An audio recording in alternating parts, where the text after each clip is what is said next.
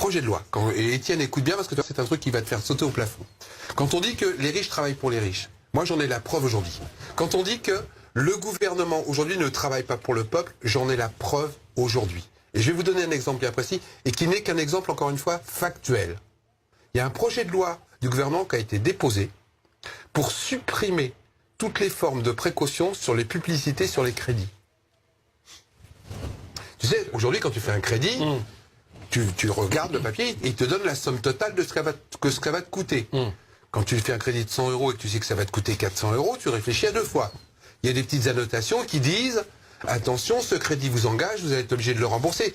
Et le taux de surendettement des Français a baissé depuis que ces mentions obligatoires de précaution sont mises sur les publicités des crédits. Eh bien, le gouvernement français a déposé un texte de loi qui a déjà été voté et qui donc vient d'être retoqué au Sénat, mais qui va revenir à l'Assemblée et qui va sans doute être voté par ces moutons de Rennes pour supprimer ces mentions.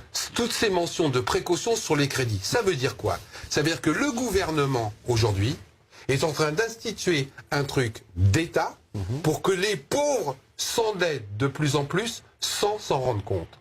Moi, ça me rend fou. Ce que je dis est factuel. Et l'Europe accepte ça? Mais c'est pire, cher monsieur. Et j'en viens à l'Europe. C'est que ce truc-là, ça vient de l'Europe. Ah. Parce que l'Europe nous interdit de faire mieux que ce qu'elle décide. Ça s'appelle la surtransposition. Donc il y a une directive européenne qui dit qu'on n'a pas le droit de trop avertir le mec qui va s'endetter sur les conséquences de son endettement.